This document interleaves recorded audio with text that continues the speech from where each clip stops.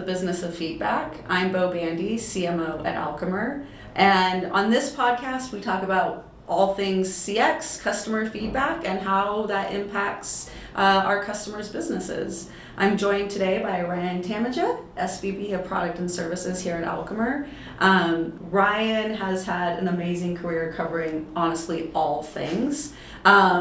But here he has the pleasure of working every day with our customers to understand how they're using feedback and help them really build world-class CX programs. So Ryan, thanks for joining me. In the last year, Alchemer has released tons and tons of integrations, right, between our system and other business systems, like something like more than 400 platforms we can now integrate with. We're going to get more into the Alchemer side of that, but your product team didn't just wake up and decide to do this. This is obviously coming from customer demand and trends in the market. So tell me, why are customers wanting integrations, and why now? Perfect. So I think what's interesting about integrations today is that, you know, the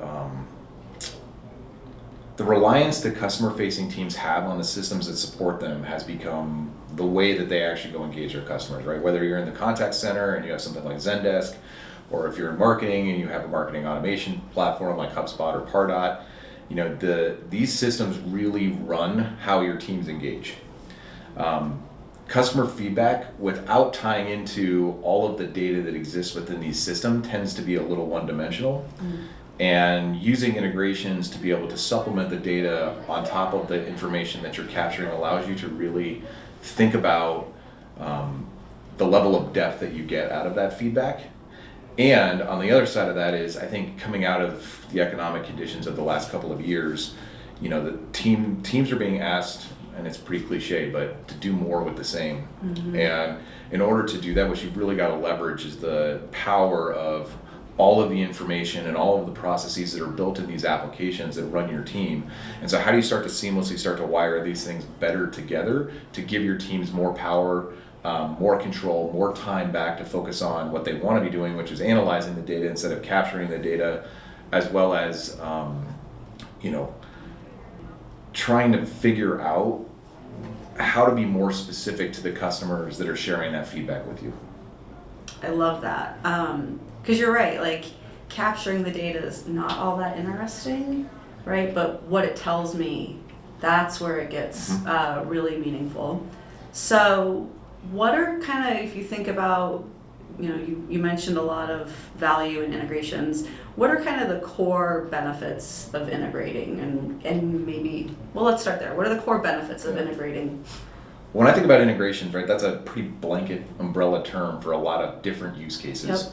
Here at Alchemer, we generally think about 4 things you can do. So one is use integrations to push more information into the survey experience so it's personalized, because we know that when customers feel like the survey has been tailored to them, they're much more likely to respond. It doesn't feel so generic. So that's the first. The second is being able to move data back and forth to supplement what you already know. So if I have an NPS score and I push it over to my Salesforce system and I put it on a customer record, you know, that's just another piece of data that your teams can use to better inform them on how to go engage that customer. So it's enhancing the ability to understand customers deeper across systems. The third way is, you know, really getting more depth out of how you report and analyze the data. So whether you're taking you know, purchasing information out of your CRM and putting it into your survey platform to do better segmentation and filtering reporting, or if it's pushing it back into BI platforms, for example, to get better depth, you know, really understanding the specific instance of who that customer was, what they were doing in that interaction, who they are as a customer to you, in the context of what they've shared, gives you a lot more power and control over how you respond. And then I think the fourth, and this is really the emerging space where integrations are becoming really cool, is how do you automate the distribution of feedback? So take that manual process out of the loop altogether. And then on the backside of that, how do you drive automated action? So it really brings that concept of closed loop to real life, right? Like it's more than just sending a thank you note for responding to a survey, but it's driving an action out of the systems that are built to engage your customers based on what somebody said. So that's really where we start to see people mature their programs and get more value out of how they're focusing on their CX engagements. Okay, those are 4 really great ways to use integrations. I want to dig into all of them, so let's go maybe one by one.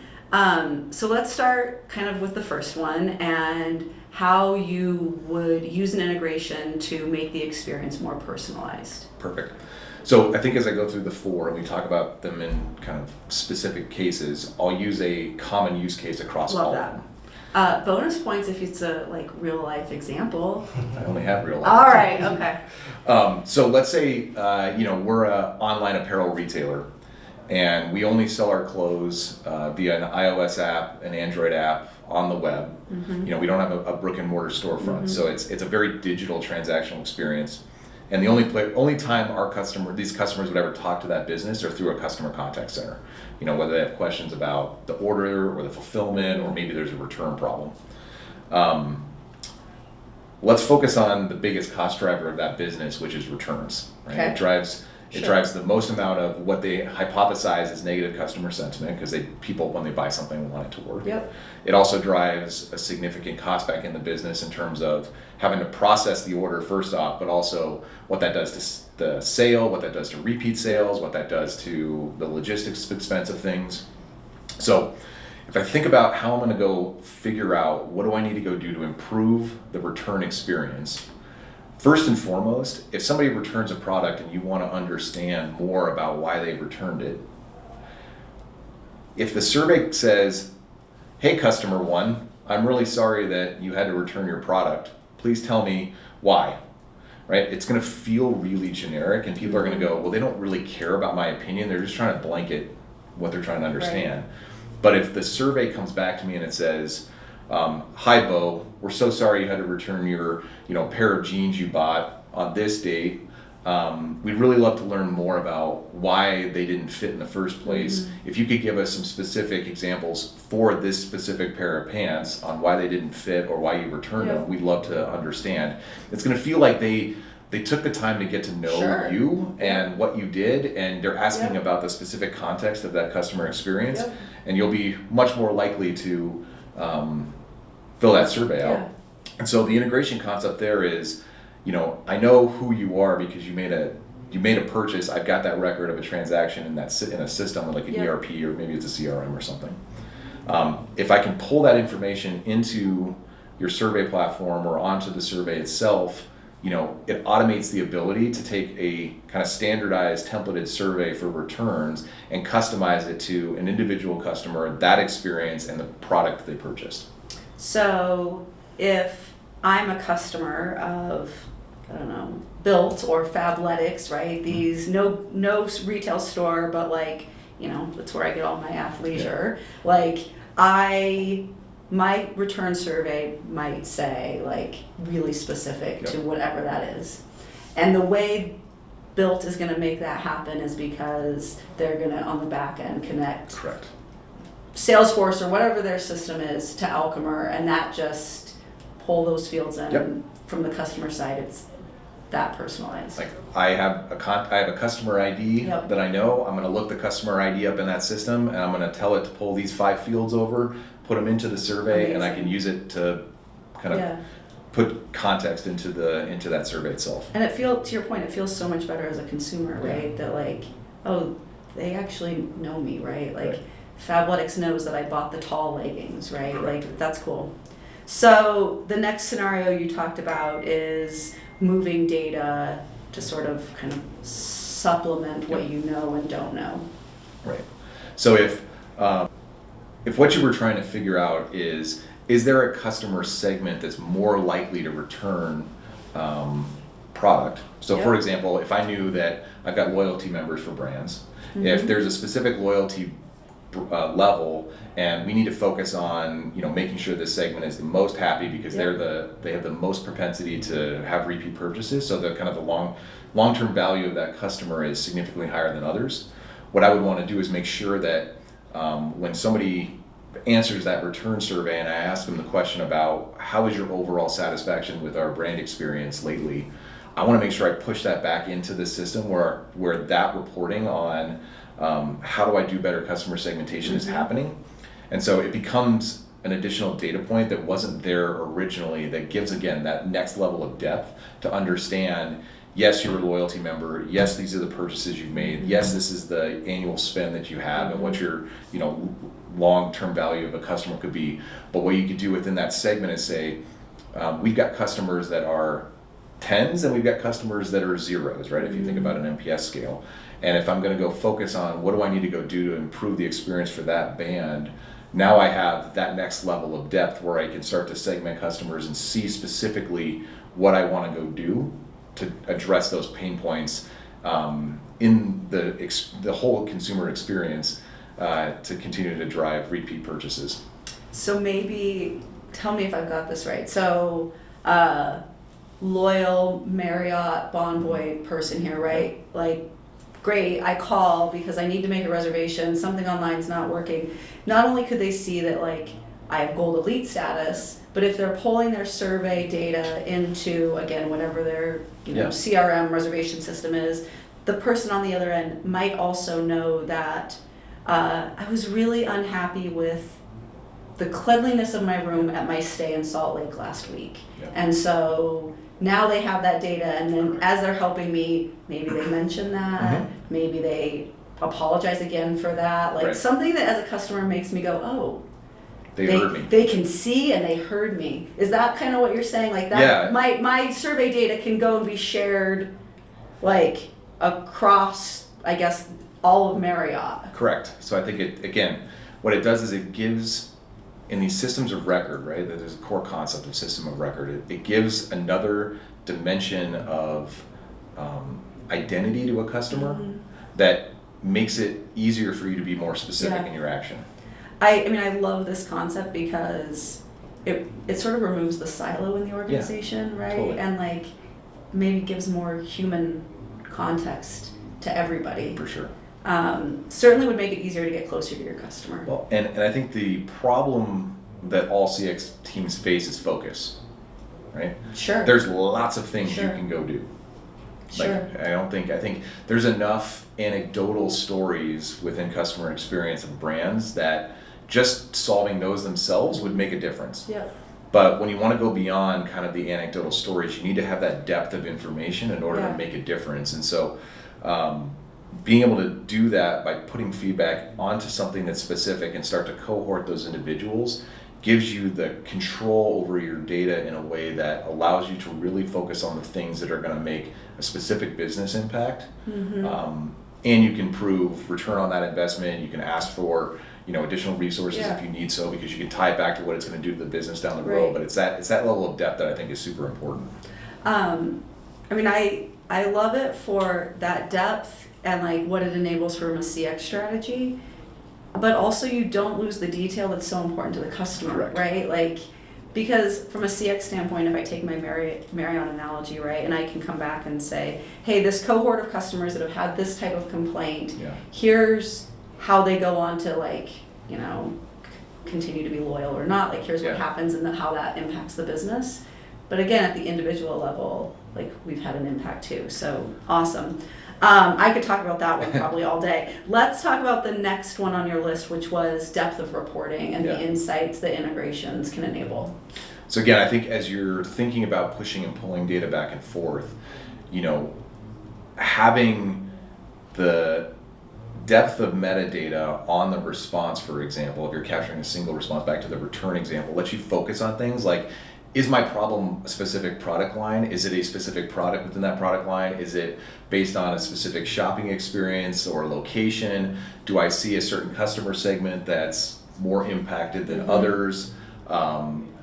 Having all of that information available to you starts to help you bring out those big trends and help you focus on what you want to go do. And so, whether you're doing your reporting inside of a platform like Alchemer, or you do it inside of a system like Salesforce, or you're pulling this data into more of like an enterprise data architecture like a Tableau or Domo or Snowflake or something like that, being able to bring all of that depth across all of your responses, tying it back to who that customer is from a transactional perspective, again, gives you the ability to control your focus on what you want to go do. So it doesn't feel like, well, we found out that it's just this customer segment. Well, yeah, except if you don't know exactly what they bought or when they bought it or how they bought it, you may actually be focusing your energy on fixing the wrong problem. Right. Well, I mean, because I think, again, if you think about loyalty customers as a group, they're not all the same, right? And they're not doing the same things. And so if you can get a layer deeper with other data, can you give us an example here? Yeah, I mean, like I said, if I'm looking at my returns and I'm trying to say, my organization as a whole can really only make 3 changes this year in terms of how our products fit, right? I can only make a couple of different adjustments. I want to be very specific about what products are driving the most amount of cost related to returns.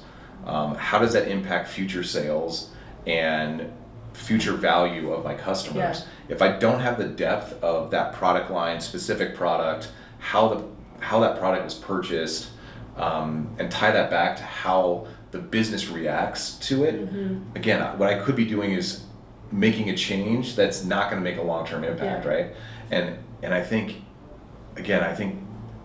there's a lot of nuance in volume versus value, right? A lot of people focus on volume because they think that because I have a lot of things, it's going to be the most important thing to the business, right? Maybe not to your customer base, but the impact of the business. Whereas something that may have value may only impact a handful of customers, but it's significantly impacting the business. Being able to understand both scenarios and articulate why you should focus on one versus the other makes our CX practitioners such strong business partners when it comes to sitting down with teams that own, like global process owners who own logistics, or they own manufacturing, or they own inventory management, or they need to sit down with their FP&A partner to talk about why these things are important. Yeah. It gives you so much power in the information that you're a critical component of how it works, and you get to be the advocate for the customer in a way that translates well to how everyone in kind of the execution of the business becomes an advocate for the business. Awesome. Okay, I want to get to the next one because I really like this one too. Automations. Yep. So you mentioned that because you're integrating, it's not just, maybe the way to say it, it's not just like a static sort of dumb sits there integration, things move back and forth. I mean, that's good. Yeah. But you mentioned being able to close the loop and do that in a more real-time way through automation. Tell us more. Okay. So I think this is where you really get scale and power out of what you mentioned before, of like the really cool part of CX, and that's how do you talk to an individual customer at scale based on what they said. So the great thing about, and why integrations are becoming so important today, is that we've now moved beyond just moving data around. Now we can start to do things and tell these systems to do things based on what people are saying. So one of the big challenges that every CX team faces is the distribution of surveys, right? Yeah. How do I do it? Well, I'm going to go pull a customer list out of my CRM. I'm going to load it into my Alchemer platform. I'm going to set up a survey, attach it to a contact list. I'm going to send it out via email, and then I'm going to have to manage that email distribution of these surveys, which is still in a lot of cases really important to go do. I'm not saying it's not important, but for things that are more always on, like I want to know every time a return is processed that a survey goes out to that customer to understand their experience. What this new type of integration can go do is start to listen for those events in the systems that are running your business, and based on a transaction that occurs, I can listen for that event and then grab that information off that event via kind of that normal integration concept, and then do a distribution. So, in the case of the return gets processed, the system transaction says return has been initiated. I listen for that initiation, grab all the information off that return for the customer, the product line, pull it over into the survey concept, send it to the email that was on the return process. And what I've done at scale now is I have the ability to send this out every time something happens without having to touch it again. And so now my team doesn't have to worry about spending time and energy on the distribution of these types of feedback mechanisms, but I can start to set up touch points at different customer journey moments that matter to me, and do it in a way that starts to scale significantly. So I think that's the first way that this concept works, is make it easier for us to talk to more customers and hear from more customers without adding burden onto the teams that are engaging us. The second piece of it, which if that wasn't cool, this is actually even cooler, is back to your concept of action for individual customers. You know, before this concept really existed, if you wanted to follow up with that customer, let's say you said, this is significantly going to impact my ability to buy another pair of Fabletics pants. I'm never going to buy pants again because I'm tired of them not fitting. Yeah. Before, you'd have to read that feedback, come up with some sort of intervention strategy, and then manually reach out to that customer and say, I'm so sorry. Or I'd have to build some kind of mass communication that cohorts a whole bunch of people and like assume that you and you and you are all the same, and I'm going to do something about so like once a month we'd go pull all those kinds of customers together, and we'd send them a coupon, and it'd be a little generic and it'd be a little late because it might have happened on the second day of the month. And you missed the window. You missed your window. And so not only are you still not satisfying what the customer needs from you, but you still continue to add burden onto the teams that engage these customers based on feedback. What we can do now is we can use our integration concept to trigger events in those systems. So let's say somebody gave me a negative review or a negative comment. I can actually use an integration to go create a promotion in an email similar to kind of, it's like the reverse of the process. I can take some information, I can send a survey, I can take that survey information, push it back, and now in real time push a email out saying, I'm so sorry for that experience. And again, you have all that information, so I'm so sorry for that experience for this specific purchase on this specific date. We really want you to enjoy what you buy from us. Here's a coupon for your next purchase, and by the way, here's 3 products that we think you're going to like based on your purchase. So not only are you intervening with the negative experience, but you're actually using it as a platform to push the next purchase to things that you know they like, which will feel really, really good for those people. And so those kind of closed actions can take place, you know, whether you're using marketing automation tools and you're doing more of communication distribution. Let's say you wanted someone to have a personal follow-up with that customer because, you know, you are a high-end loyalty member and you've got a lot of spend on you. What you can do is use that integration to create a case for a customer support individual to reach out to that person directly, right? So that support individual doesn't really know why and how everything landed in their queue, but it's in their queue, and they're going to go provide the customer experience that your customers expect when they have a bad experience. And you automate all of this. And again, you can start to automate it at a depth that matters to those specific customers. So you continue to get more specific, and you continue to get more contextual in the way you're communicating, and it'll feel more personal for your customers, and they'll continue to engage in brands that feel like they care about you. So let's do 2 illustrations, right? So scenario one, maybe you'll share, we have a customer that's, I don't know that I can name them. They are a large online eyeglass retailer. We'll leave it there. And I think they fit into scenario 1. Correct. Will you tell us what they're doing and the benefits they've seen? So their big challenge is they're not a very big team. But they're responsible for understanding a huge volume of customers. The problem they were facing is that, again, because of just their limited time and energy that they can aim at things, they were having to pick customer segments that they thought were going to be the most impactful. So I hypothesized that this customer, we should listen to these customers because they're telling us something, we should go focus on it. What we were able to do with them is look at the business process that's running that interaction. So customer opens up a support case, we respond to the support case, we solve their problem. Super simple. But the scale of it was huge. So the volume of these cases was massive. What we worked with them on is going, okay, so where in your customer journey do you want to intervene and when do you want to ask them feedback? And then how does your business process and systems process engage that customer? And what we found was that there was a certain customer segmentation segment that had a lot of volume on it, that had a certain type of case that was really important to them to understand what was going on.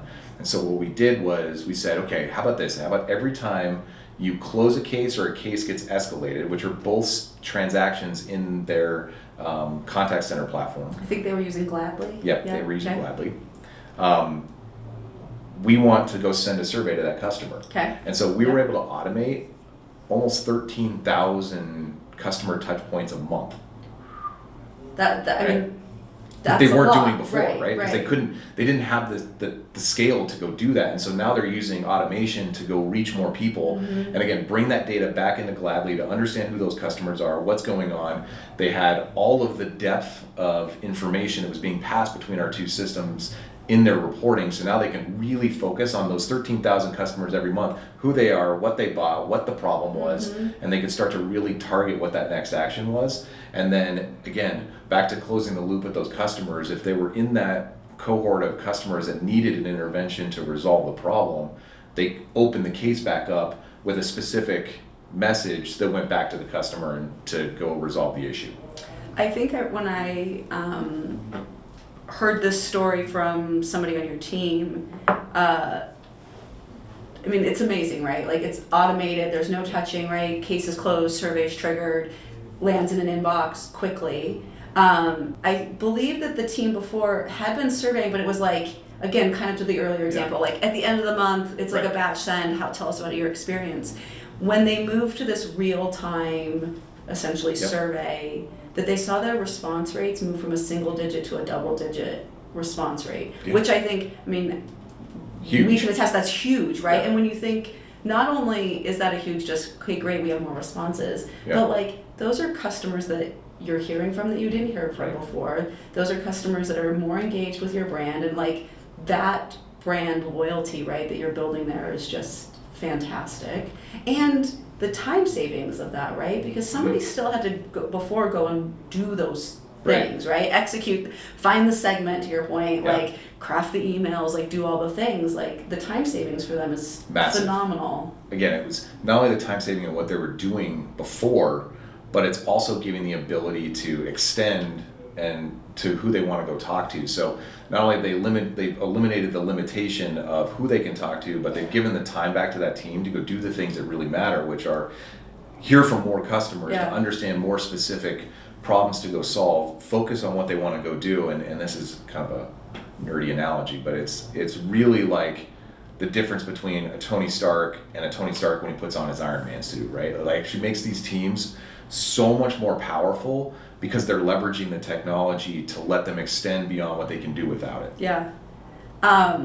So one of my next questions was to ask, like, why is Alchemer investing so much into this, right? I mentioned at the beginning, like, we have now 400 plus integrations that we're supporting. Like, that takes a lot of energy on our side, right, to keep making sure these integrations are running, operating, delivering, and working the way our customers need them to.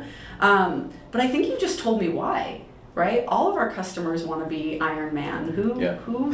I mean, Tony Stark's fine, but like, who doesn't want to be Iron Man? But is there more there? Like, wait, what's driving that investment, and where do you see that our strategy here kind of evolving, and what's coming?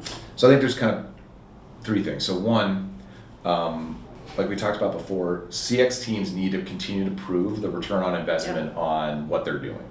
Right? It's not enough anymore to just say, I'm trying to make our customers happy, but we've got to really figure out how do we blend making our customers happy with what it does for the bottom line of the business, which again comes back to that concept of focus. Two, the diversity of the systems, ecosystems that our customers have, right? Everyone's going best of breed for what makes the most sense for their business, right? Some tools are agnostic, right? Like, you see Salesforce in a lot of places, you see Workday in a lot of places, right? you see Like, Slack in a lot of places. We push lots of feedback into Slack so people hear about it, but But when we look at our business, right, we are in almost every industry and almost every customer-facing department that you can think of. At different scales of businesses, and so different businesses use different systems, and what we need to be able to do is extend beyond just the top 10 integrations that most people see and give access to these types of capabilities to people that are using platforms that are specific to their industry or business, and do it in a way that doesn't require a lot of IT support or third-party support to do it, because our teams need the power in their hands to go solve their own problems. And so, we need to continue to push the volume of integrations and the use cases we support so that we can broaden out how we can support a very widespread diversity of customers. And then I think the third is, again,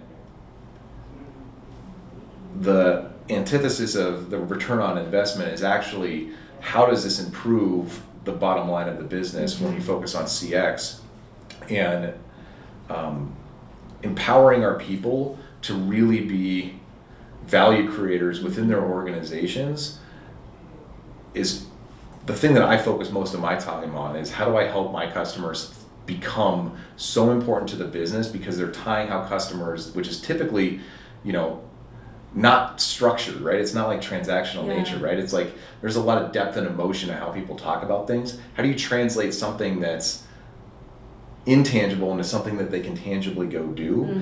And again, if you can integrate this data and you can build these automated feedback systems, you get that depth, you get that focus, you can articulate where to go spend our time and energy, and you can be the best type of business partner back into your teams that aren't customer facing, and they can see why it's important to listen to customers, because it's not only improving what's happening for the customer, but it's making their jobs easier, it's making the business run better. It starts to build that flywheel of business performance. If I wasn't sold by being Iron Man, not Tony Stark, being a value creator, that sells me, right? Like being able to have a real impact on the business is amazing. So maybe kind of along those lines, what's your advice for someone who maybe has a baseline integration or not in place, right? Yeah. Like you said, Salesforce, pretty ubiquitous. We see a lot of customers just passing their data into Salesforce or vice versa. But if you really, you're a marketing team, you're a CX team, a product team, and you really want to take your program to the next level, where are you going to start? So my entire career of being a systems integrator with Accenture and thinking about how to make all this stuff work, one of the things that I've encountered, whether it was there or here, is the concept of integrations can be a little daunting, right? Because you're like, I don't really know how that system works. I don't know the fields that we need to pull. Hi, marketers, we're not usually that technical. We don't want to get into that. That's somebody else's job to manage that system, and I have no idea what's actually happening. So I think sometimes the non-starter is going, I don't understand how I want to use it, and so because I don't understand it, I shouldn't do it.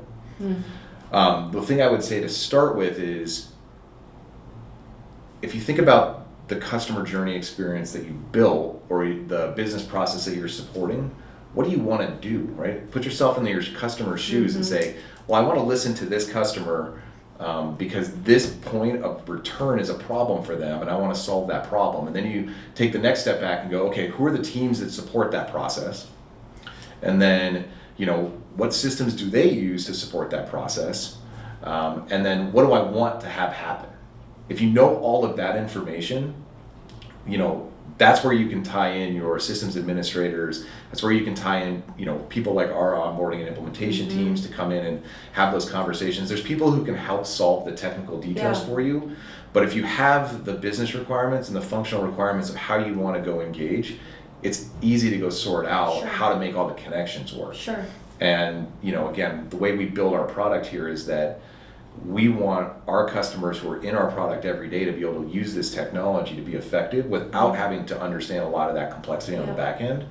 But it starts with I just want to talk to those 13,000 customers, and I know that I can do that if these are the cases that they're closing with me. If I could just trigger off of that event, most of the case, talking with us or talking to other people, that's enough to get started. So I would start with, what do you want to have happen? And what do you think the impact will be? And then start to work your way down into the details. And to your point, they don't have to do it alone, right? we have lots of smart people that think about these things. Well, with that, Ryan, thank you. No problem. I want to actually go ramp up some of the things we're doing now. You've given me some really good ideas. Appreciate, though, your thoughts, as always, and how approachable you've made this topic that maybe feels overwhelming. Yeah. So with that, thanks for joining us for this episode of The Business of Feedback.